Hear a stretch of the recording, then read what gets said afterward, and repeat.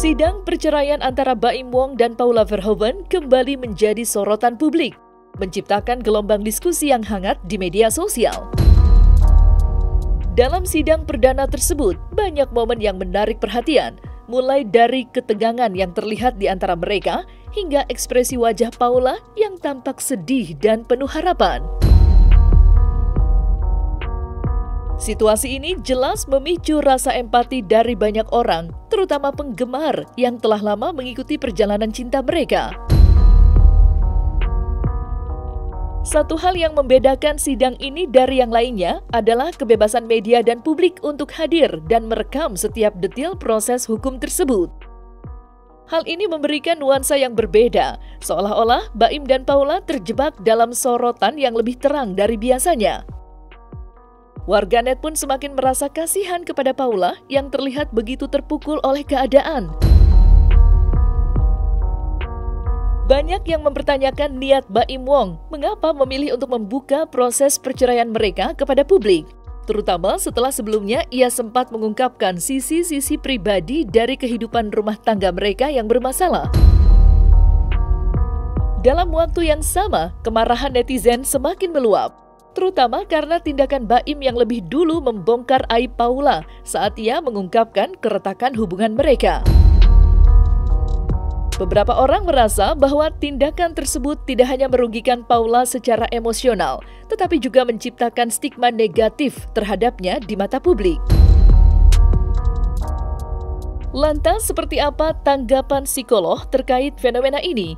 Benarkah ini termasuk dalam pembunuhan karakter yang sengaja diatur oleh Baim selaku penggugat?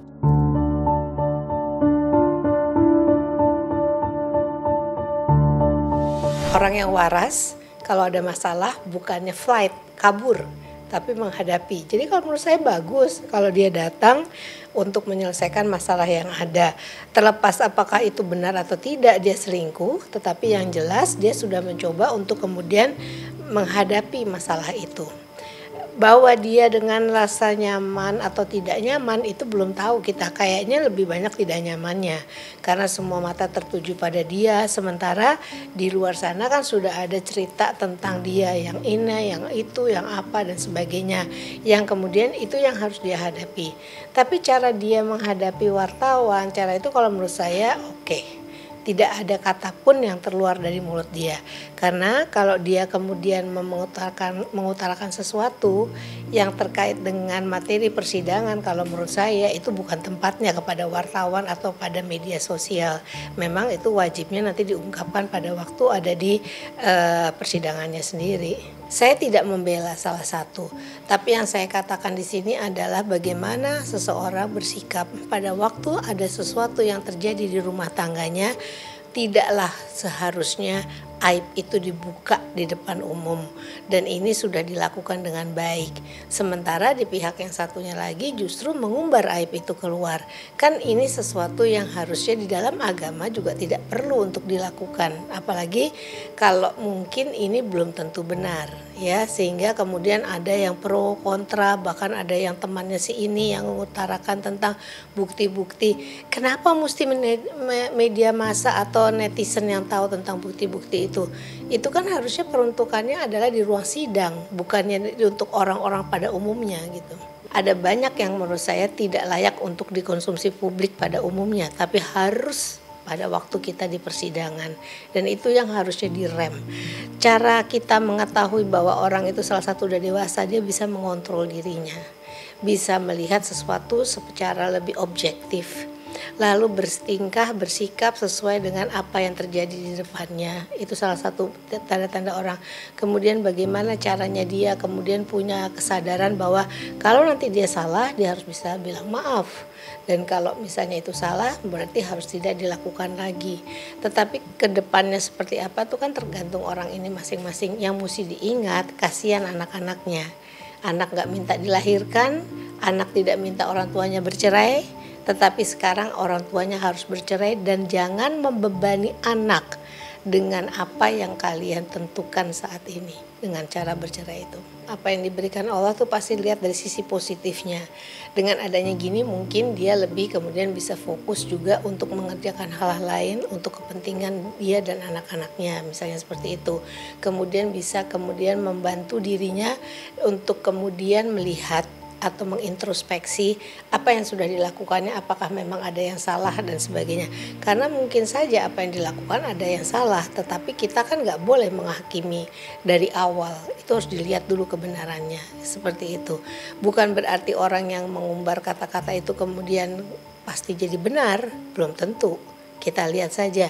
Tapi bahwa dia mencoba bertahan untuk tangguh, untuk kelihatan bahwa dia siap untuk menghadapi ini, itu menurut saya bagus. Karena berarti dia bertanggung jawab terhadap apa yang dia lakukan. Selain perhatian psikolog, momen sidang perceraian Baim Wong dan Paula Verhoeven juga menarik perhatian pakar ekspresi yang menganalisis setiap detil, mulai dari mimik wajah hingga interaksi yang terjadi di ruang sidang. Meskipun ada ketegangan yang jelas terlihat, keduanya sesekali melempar senyuman, menciptakan kontras yang mencolok dengan suasana serius di sekitar mereka. Hal ini membuat banyak orang bertanya-tanya, apakah senyuman tersebut adalah upaya untuk menunjukkan bahwa mereka masih memiliki ikatan meski dalam keadaan yang sulit.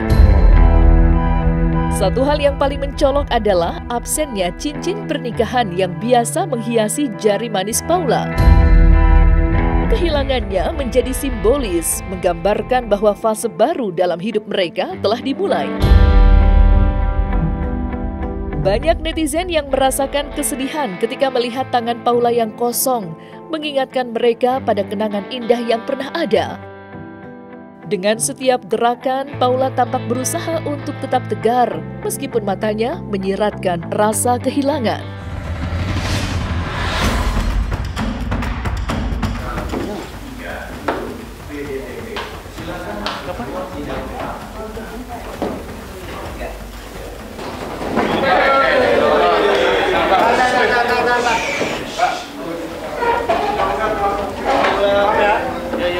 Ditampilkan oleh Baim dan Paula itu bukan sebuah reaksi yang sangat eksplosif ya. Artinya reaksi eksplosif itu seperti apa? Bukan sebuah reaksi yang sifatnya meledak-ledak, bukan sebuah reaksi yang sifatnya katakanlah penuh kemarahan atau ketakutan gitu. Enggak. Lebih cenderung mereka sebetulnya sudah mulai numb menurut saya. Numb itu artinya apa? Mulai kebas karena mereka untuk sampai di titik sekarang, kalau kita amatin ceritanya Baim, terus bagaimana Paula berespon, yang sebelum-sebelumnya, ini hitungannya sudah bulan loh, ya, bukan lagi istilahnya hari gitu kita baru tahu kan, ya, udah sebulan yang lalu, 2 bulan yang lalu gitu, dan yang pasti masalahnya sudah pasti cukup lama. Sehingga mereka sudah cukup lama berproses sampai pada hari ini, sehingga mereka kalau baru marah kemarin itu baru ketahuan misalnya salah satu misalnya selingkuh gitu ya, wah masih murka. Tapi kalau sudah 1 tahun gitu, sudah 2 tahun misalnya, ini kan udah jadi suka-suka lo lah, istilahnya gitu loh. Assalamualaikum warahmatullahi wabarakatuh. Terima kasih teman-teman media udah datang, udah sabar untuk saya. Saya di kesempatan kali ini cuma mohon doanya semoga semua berjalan lancar dan semua berjalan yang terbaik. Untuk urusan gugatan saya serahkan langsung ke kuasa hukum saya. Jadi buat saya kata-kata dingin atau kikuk itu tidak mencerminkan bagaimana mereka berespon satu sama lain di pengadilan. Kata-kata lebih tepat buat mereka adalah sudah tadi yang saya katakan sudah kebas, dan satu lagi mereka sudah menampilkan topeng, udah siap dengan topengnya masing-masing. Yang si Paula juga tersenyum sedikit simpul gitu ketika disebutkan majelis hakim harus menunjukkan bukti bahwa kalau ada transfer segala macam kayak gitu, nggak cuma dari omongan gitu.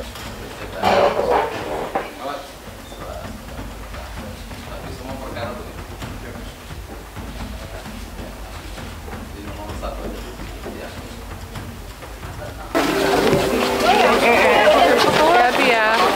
ada duga-duga siapa mungkin dari tapi ngelihat bola gimana Bapak hari ini? Wah ini Perdana ketemu lagi nih Bang.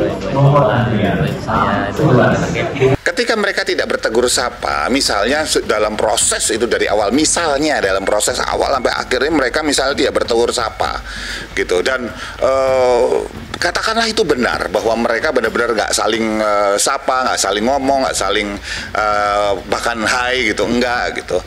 Bisa jadi justru membenarkan baru kata-kata yang barusan saya sebutkan tadi bahwa mereka sudah sudah kebas ketika mereka senyum, udah senyum basa-basi. Ya, mereka benar-benar bisa jadi sudah sampai pada titik bahwa terserahlah mau ngapain, mau selesai juga ayo, mau disuruh kan kalau misalnya kita bicara pengadilan agama ada proses mediasi biasanya, dan di proses mediasi ini biasanya dua-duanya entah bersikukuh atau salah satunya kemudian masih membuka peluang untuk balik kembali, atau dua-duanya sebetulnya masih membuka peluang. Yang bisa berhasil adalah yang dua-duanya masih membuka peluang, ya. Sekarang hakim tidak lagi mengambil sebuah tindakan proaktif biasanya untuk nyuruh mereka ayo kalau bisa segala macam, tetap ngomong tapi nggak ndedes gitu loh, nggak ndorong lebih gitu. Kalau zaman dulu gitu sangat disarankan, sekarang sudah ya udah orangnya gimana gitu. Nah, di dalam taraf mediasi kalau mereka benar-benar mereka berdua sudah memutuskan untuk tidak, ya artinya mereka berdua memang udah sama sekali tadi yang saya katakan udah kebas aja, gua nggak mau lah gitu, udah kayak gitu.